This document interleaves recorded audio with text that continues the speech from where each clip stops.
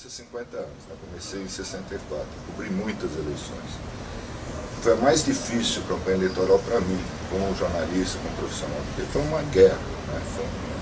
Não foi uma campanha normal, né? 1000 reviravoltas e uma guerra permanente, principalmente nas redes sociais, mas não só nas redes sociais, nos jornais, nas revistas, na televisão, nos debates, né? Foi uma briga. É muito difícil acompanhar tudo isso. Eu, por exemplo, não tenho, eu só tenho blog porque eu ganho para isso, né? É a minha profissão. Hoje eu estou na internet, estou na televisão também, não importa a plataforma, tudo igual. Mas eu nunca tive, não quero ter Twitter, Facebook. Minha filha tem. Eu mal uso o celular. Eu uso o computador só para escrever, né? E faço blog, que é como se eu escrevesse uma coluna para o jornal, não tem diferença nenhuma. Né? Qual é a diferença hoje no jornal? É que as coisas mudam muito rapidamente. Né?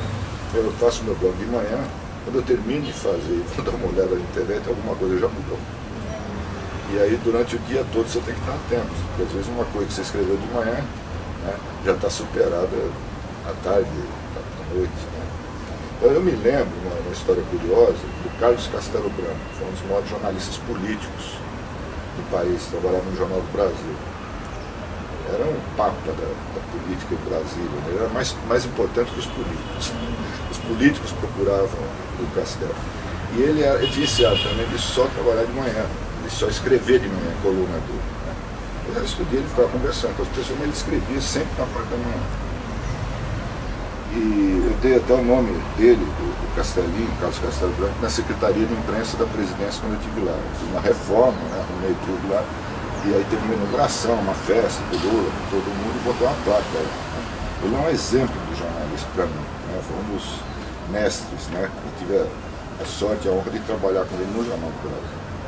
Então as coisas mudaram do tempo do Castelinho para cá. Hoje ninguém pode escrever a coluna de manhã e não mexer mais. Quer dizer, na internet você pode mudar, no jornal não, o cara escreveu, mudou. Né?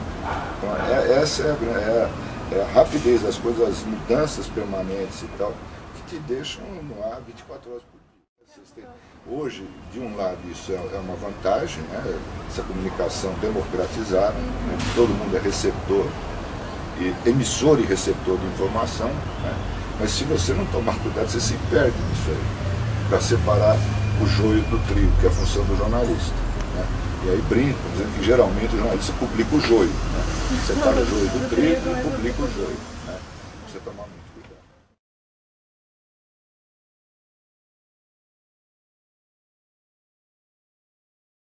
Para mim é total. Né? Eu não entendo o jornalismo como uma profissão como qualquer outra, que muita gente pensa, não, jornalista é que nem engenheiro, advogado, açougueiro. Então, eu acho que o jornalista, como o padre, por exemplo, o sacerdote, alguns outros, o médico, né? Eles têm um compromisso maior com a sociedade e lidam com a vida. Né? Aí você vai falar, mas o jornalista lida com a vida o tempo todo. Uma coisa que você escreve para acabar com a vida dele. Né? Então é uma enorme responsabilidade. E muita gente acha que hoje nem precisa mais jornalista, porque todo mundo é jornalista. Né? É o contrário. O jornalista nunca foi tão importante numa sociedade como hoje. Por quê? Com tanta informação circulando, alguém precisa organizar isso. E cabe ao jornalista, né, os redatores, editores, repórteres e tal, os profissionais, eu acho que é fundamental ser profissional, e só disso não acho legal que o cara tenha várias atividades diferentes, né? Tem essa responsabilidade com a sociedade e com a verdade. É basicamente isso. Esse negócio de neutralidade, isenção, isso tudo é bobagem. Isso é papo de patrão, né? Nenhum deles é isento, nenhum deles é neutro. Todo mundo tem as suas preferências, eu tenho, vocês têm. Mas com o leitor, com o internauta, com o telespectador, você tem que ser basicamente honesto. Você não pode brigar com os fatos. Sabe, os fatos são os fatos. A tua opinião é a tua opinião. E isso precisa deixar bem claro. Né? Quando eu escrevo, faço uma reportagem e tal, é aquilo ali. Tá? Na coluna, no blog que eu escrevo, post, agora chama post, né? Eu deixo muito claro qual é a minha opinião, qual é a minha posição. Mas eu não sei, não vou mudar agora. Né? Tem muita gente que acha que não, sabe? Faz o seu trabalho, cumpre o seu horário, né? Cumpre a pauta e acabou. Eu sou do tempo que eu tinha que fazer a minha pauta, eu tinha que ir atrás, viajar, brigar para ter espaço, porque eu achava que tinha e tem um compromisso com a sociedade.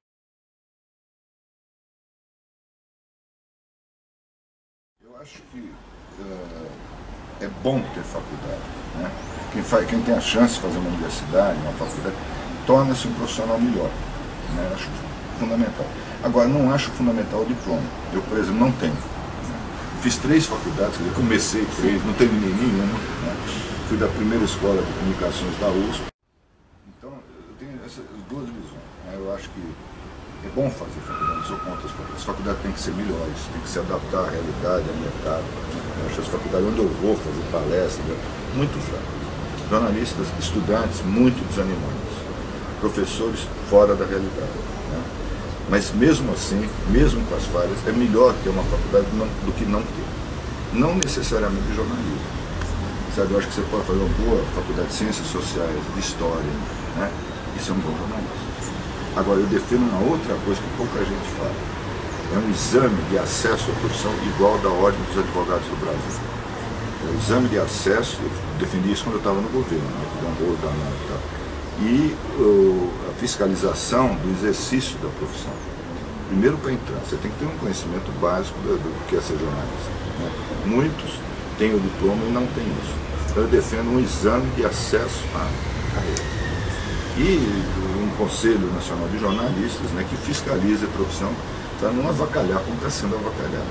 Virou uma terra de ninguém, tanto para as empresas como para os profissionais. Eu defendo que tenha uma regra do jogo, uma regulamentação, uma regulação da mídia, que vale tanto para as empresas como... Eu trabalhei em todas as principais empresas de comunicação do país nesse tempo, todas. Jornal, revista e televisão. Todas as emissoras, revistas e jornais, menos na Veja. Então, o grande negócio do meu currículo não é onde eu trabalhei, é onde eu não trabalhei. Mas eu posso escolher onde eu quero trabalhar. E se não der para trabalhar em lugar nenhum, na Veja eu não vou, eu mudo de ramo. Sabe, eu vou trabalhar na feira, vou fazer outra coisa, né? Mas eu acho que o jornalista tem que ter, uma vez o proprietário da Abril, que já morreu, o Roberto Tio, eu fiz um freela para uma revista que também já morreu, chamada Terra, que era da Abril, e ganhei o prêmio Abril naquele ano, né? Tem aí o diploma. E aí na festinha lá e tal, ele me perguntou, meu irmão trabalhou 30 anos, eu nunca trabalhei. Por que você nunca trabalhou numa sacada? Eu falei, por 2 motivos, Roberto. Primeiro, que nunca me convidaram. E segundo, se convidassem, eu não aceitaria. Acabou o assunto aí. Posso citar uma série de exemplos. Mas o principal é isso, o que não se deve fazer é o que a Veja faz.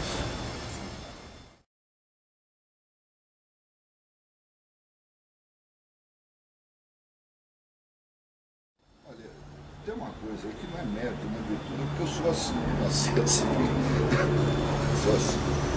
Eu nunca aceitei que me dissesse o que eu tenho que fazer e o que eu não posso fazer, até hoje. Até com minha mulher, eu detesto quando ela chega e fala, você tem que fazer isso, você não pode fazer aquilo. Eu sempre fui muito turrão, isso pode ser uma virtude ou um defeito, mas eu sempre fui assim. Então, a partir do primeiro emprego no Estadão, quem me contratou depois, eu sempre fui convidado para ir para outros lugares, né? Já sabia como é que eu era. Eu não enganei ninguém, nem a minha mulher. Quando ela casou, ela sabia como é que eu era. Nunca enganei ninguém, né? Então, o que acontece? Eu acho que no mercado de hoje, no mercado enorme, tem lugar para todo mundo. Para tipos antigos, como eu, românticos e tal, e para outros mais modernos, né, que pensam de uma forma diferente. O que eu acho que na vida você tem que ter uma linha, um caminho, e seguir aquele caminho, seguir aquela linha, ser coerente com você mesmo, respeitar a tua biografia, princípios, valores. E isso é uma coisa que vem da minha casa, da minha mãe, do meu pai e tal, e da escola, para mim foi fundamental, na minha formação, o Colégio Santa Cruz, né, onde hoje estudam meus netos, meus filhos estudaram, que é dos padres canadenses, né, da Ordem de Santa Cruz. Hoje não estão mais, infelizmente os padres não estão mais lá, é um colégio leigo, não tem nenhum padre. Aliás, sobrou só um velhinho que foi meu professor de português, né, o padre José de Almeida Prado, só sobrou ele. Então, na minha formação foi muito importante esse colégio. Não só para aprender a escrever português, que eu não sabia, minha primeira língua foi alemão, que aos 6 anos eu só falava e escrevia alemão. Aí fui para a escola em português. Mas escrevia mal, falava mal e tal. E lá esse padre José que está vivo, né? Ele que me ensinou. Continuo pensando na mesma coisa. Isso não mudou. Eu digo sempre o seguinte, a natureza da profissão não mudou desde que eu comecei. O que é? Ir para a rua, para qualquer lugar aí, pode ser por telefone, nem por e-mail. A gente poderia fazer uma entrevista por e-mail. Não, eu não dou. Eu não tem jeito, nem por telefone. Por telefone nem posso, porque eu sou meio surdo, então eu falo bobagem. Mas é ruim mesmo. É ruim, né? Bem melhor. Mas a natureza o que é? Você descobrir uma história nova, original, interessante, né? E contar. Pode ser pela internet, pode ser num livro, pode ser no cinema, enfim, de mil maneiras diferentes, né? Agora você tem que ter uma boa história e ser verdadeiro. É isso. Não tem segredo, não tem nenhuma fórmula mágica. O que acontece hoje é que é tudo muito parecido, muito igual. Você lê qualquer portal na internet agora, ligar a internet, as manchetes são as mesmas. Você vai pegar os jornais, telejornais da noite, pega os jornais no dia seguinte, não tem novidade. E isso acaba matando a imprensa, eu acho. Vai acabar matando não. A imprensa de papel está se suicidando. Se você não tem uma coisa original, surpreendente, uma novidade, que o outro não tem, que o teu concorrente não tem, acaba morrendo, você fica irrelevante. Né? O seu Frias, que foi o maior dono de veículo, dono da Folha, trabalhei muitos anos com ele. Ele era um sábio, velho. Não tinha faculdade também, mas era um sábio. E numa reunião lá ele falou para nós, olha, você se prepare, porque só vai sobrar um jornal em cada grande cidade. Se sobrar. Isso mais de 10 anos atrás, 15 anos atrás ele falava disso. Eu espero que seja o nosso. Nós temos que trabalhar para que seja o nosso. O nosso tem que ser um produto de primeira necessidade. As pessoas têm que ter necessidade de comprar o nosso jornal. E, infelizmente, a maioria não seguiu esse conselho do seu filho. Agora, de certa forma, a Folha é o único jornal que eu ainda sinto falta quando eu viajo. Se eu viajo e não tenho a Folha, eu sinto falta. Dos outros, não sinto falta nenhuma. Você tem que ter um produto diferente, você tem que contar uma história que o outro não tem. E isso só o repórter pode. É só a reportagem que faz o diferencial. O grande mal de toda a mídia, nova e velha hoje no Brasil, é que é tudo igual. É indiferenciado. Todo mundo faz a mesma coisa, é o pensamento único, a pauta única. E aí realmente... Aí tem uns que quer diferenciar e fica naquele drama em volta. O problema é que quem quer diferenciar às vezes parte para o sensacionalismo. Isso. Aí briga com os fatos. Quer chamar atenção, quer vender, quer audiência e tal. Né? Tem muitos blogueiros que eu conheço que passam o dia todo dia para ver qual é a audiência do blog. Então eles escrevem para ter audiência. Eu nunca olhei um número na minha vida. Nunca quis saber. Porque tem lá no Recebe, no portal que eu trabalho, eles têm lá todo balanço, análises, eu não quero nem ver. Eu vou fazer o meu trabalho. Se alguém se interessar, ótimo.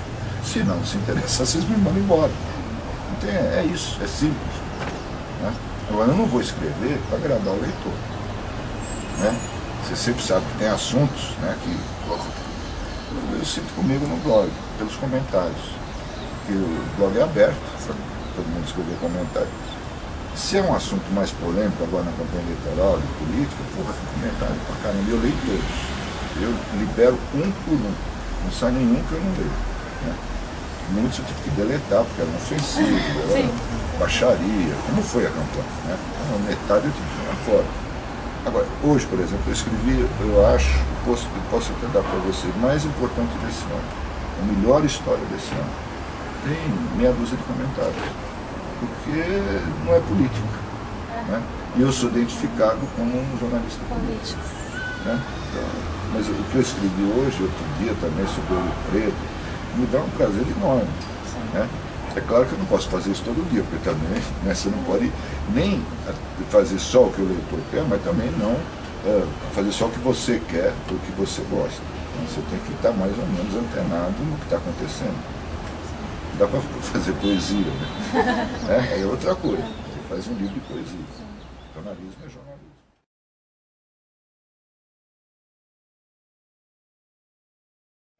Eu, por exemplo, eu não gosto dessa expressão jornalismo literário, jornalismo investigativo, jornalista político, jornalista esportivo, jornalista cultural.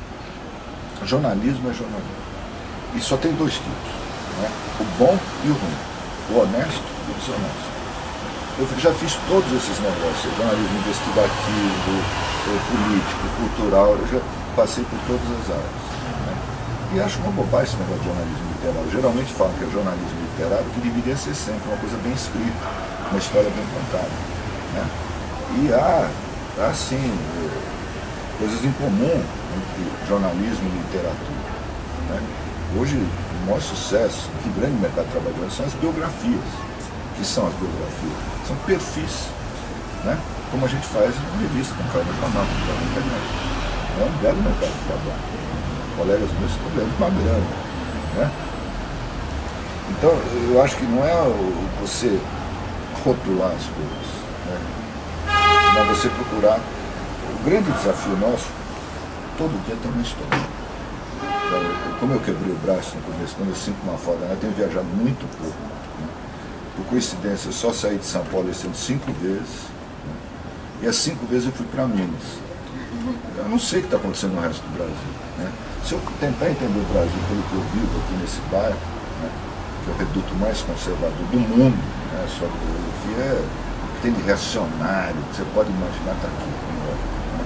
Então, se eu for deixar levar pelo que eu ouço e vejo por aqui, eu vou ter uma visão deturpada do Brasil, como tem a maioria dos meus colegas, a grande maioria, que não conhece o Brasil. Da minha geração e da nova geração. Né? Todo mundo conhece, vai para Miami, Nova York, Londres, Paris, não conhece o Brasil. Sabe? Então, o meu grande patrimônio, eu conheço o Brasil inteiro. De ponta a ponta, todas as capitais do interior, Fernando Noronha, você falar de um lugar do Brasil, eu já fui. Ou como repórter, ou como assessor de imprensa do Lula, ou como secretário de imprensa do governo. Eu viajei esse país inteiro. As duas pessoas que mais conhecem o Brasil, com certeza, são o Lula, né, que viaja fazendo campanhas desde que o PT existe, e eu.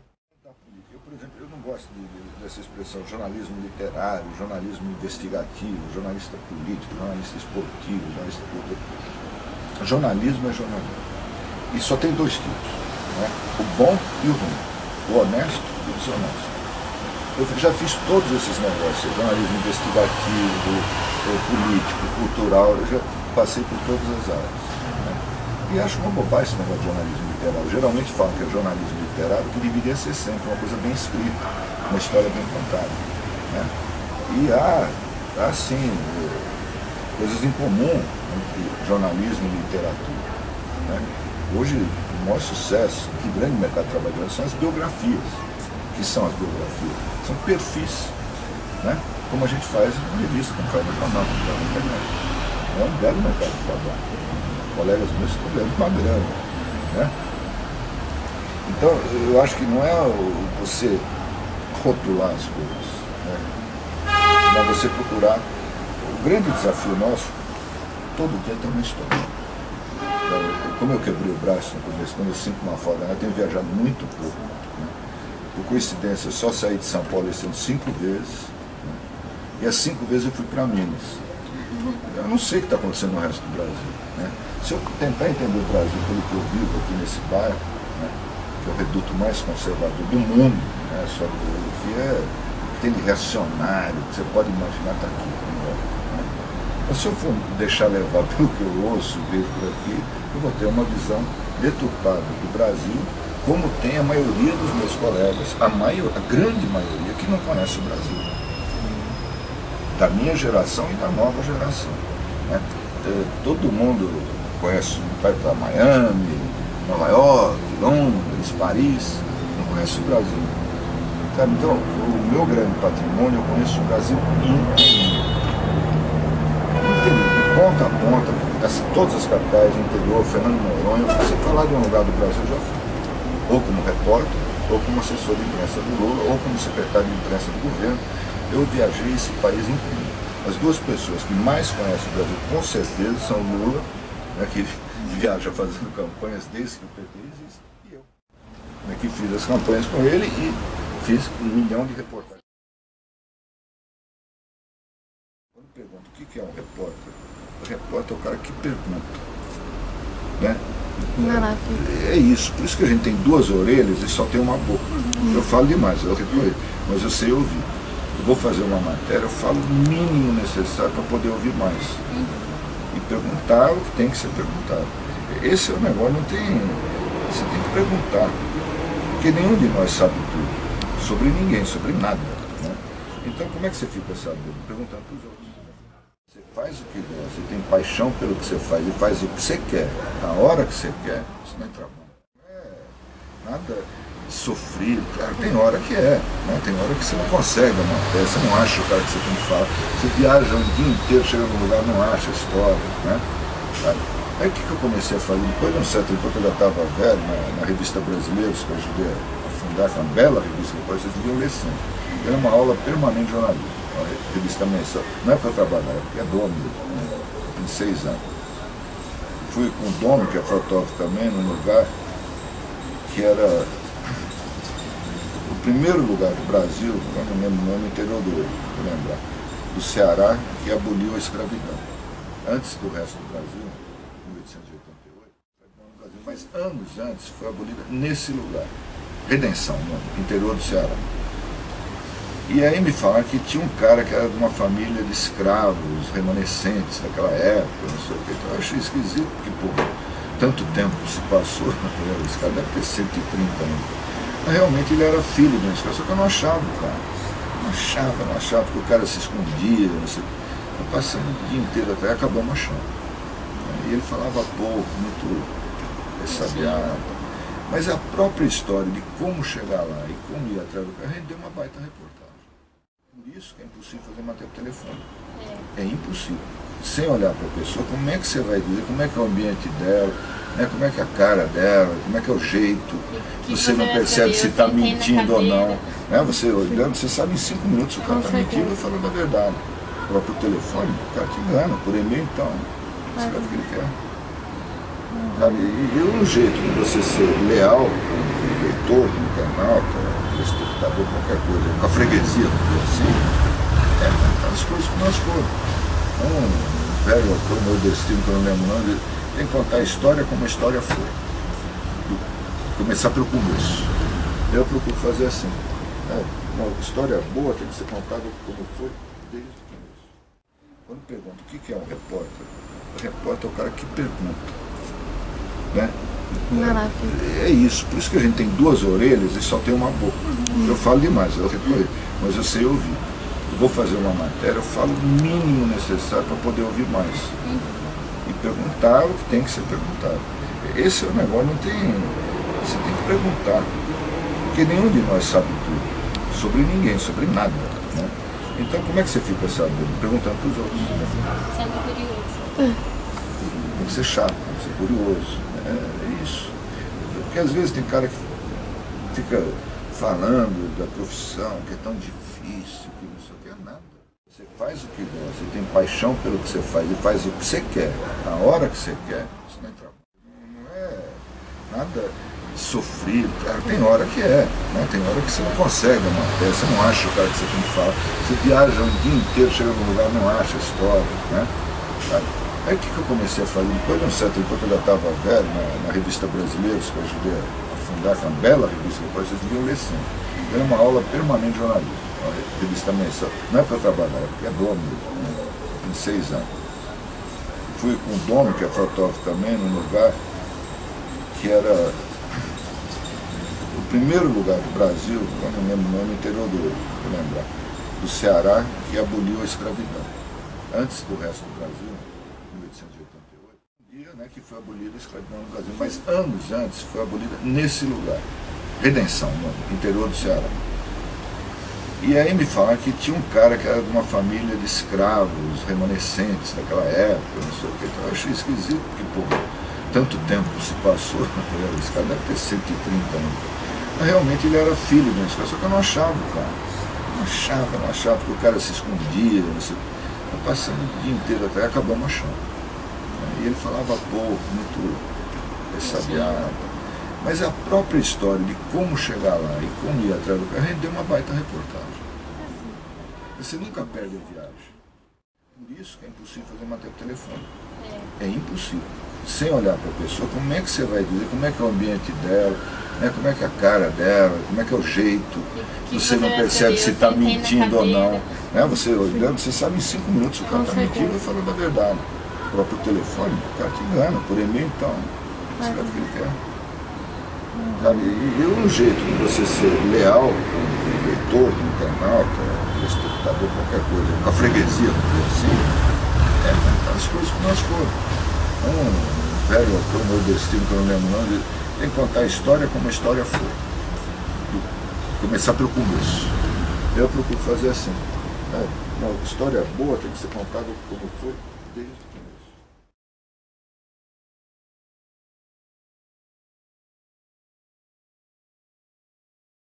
Aprendi com Dom Paulo Evaristo Artes, com quem eu trabalhei, com quem eu sou amigo até hoje. Ele está doente agora, né?